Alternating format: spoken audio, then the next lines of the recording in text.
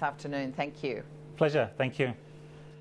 Well, now to a story that's a whole lot of stories in together. The Future Generation Investment Fund is essentially a fund that runs like any other fund, but part of it goes to support charities. And here to talk to us more about that is its chairman, Belinda Hutchinson, who's also a well-respected company board director. She's also Chancellor of the University of Sydney. Belinda, thanks very much for joining us. Good to see you.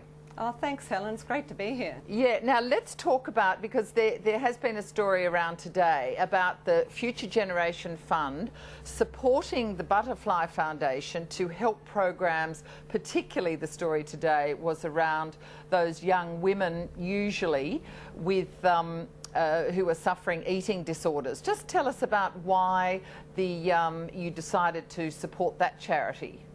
Well, we decided to really support a whole group of charities in the child and youth mental health space.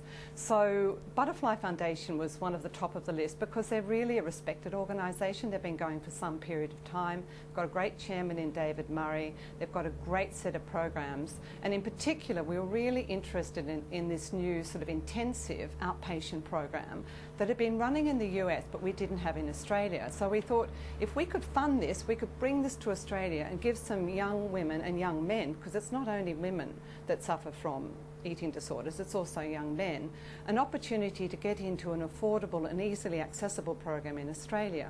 And this program only costs $120 per week for the sufferers, and in the US, if you were to do this program and travel to the US, it could cost $50,000 to $100,000 a month.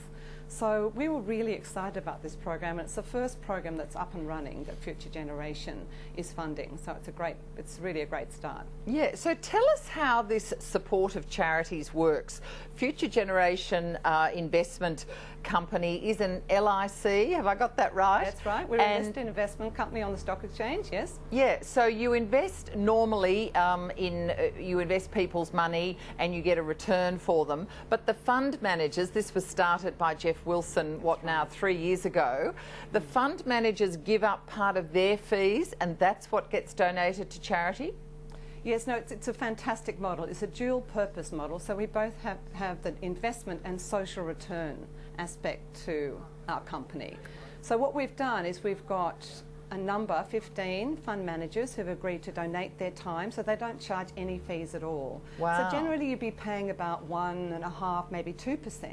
And these are the best fund managers going, aren't they? We've got Magellan, we've got Caledonia, we've got BGI, we've got Paradise Coopers, Antipodes, Fantastic. The list goes on. Yeah. Really, really top fund managers. So they've agreed to donate their time and their efforts for free. And then what our shareholders do is that they agree to donate 1% of net tangible assets each year to this range of charities focused on child and youth mental health. So right, so shareholders as well as the fund managers both donate some money. Well, yes, because the shareholders are not paying fees, yes. They get to donate the 1% of net tangible assets each year. Right, and what does that amount to money-wise? What actual dollars have you got to support some of these charities? We were very excited. 2 years ago when we listed, we raised $300 million, which means that we're giving away $3 million a year to these charities. So, for example, with Butterfly Foundation, we're able to support this program because we're giving them over $300,000 a year. Wow. And the great thing about it is because we're a listed investment company and we're a closed-end fund effectively, we can actually support them in a multi-year fashion. So Butterfly knows that we're there for the long term in terms of this program. Yeah. So Belinda Hutchinson, when you support something like Butterfly Foundation, yes, they're a very good organisation. Do you do it because David Murray is very much involved, or do you take a very corporate look at who is asking for money, who needs your money? Well, what we did was we looked at the mental health space, as I said to you, because it's one of the big issues in this country. 45% of Australians will suffer some form of mental health issue in their lifetime. And the great thing is, if you can get in early and provide them with treatment early, then the problem seems to be ameliorated. So we went out to look for charities who are really focused in that space in terms of being able to get in early and yes. provide treatment early on. And Butterfly was one of those. And it wasn't just because David Murray was there, it was because they had programs which had been going for some period of time, which we knew were proven.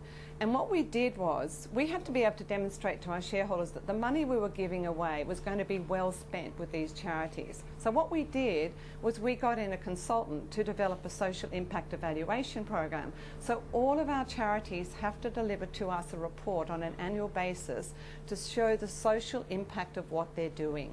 So that's what Butterfly is doing. That's what all of the charities were involved in. We've got lots of them. So we've got Origin, Beyond Blue, Black Dog, Brain and Mind, Reach Out, Sane, Headspace. The list goes and yet on, I guess all of them do that. Yeah, what is so good about a lot of what you're doing is if it is targeted on young people falling victim to some of these, you know, insidious illnesses, that you help them, or the charities help them get back on their feet to then be very productive adults. Yes, exactly, and that's the absolute joy of something like this Butterfly Outpatients program. Because we're getting these young women and young men in early, this is age 14 to 24, hopefully they'll never have to go into the hospital system. If we can get them into this outpatient program where they go every day, 5 days a week, it may take several months, but it's a hell of a lot better than going to hospital. Yeah. And then having the repeat visits in hospital, which eating disorders, if they get to a severe level, seem to involve.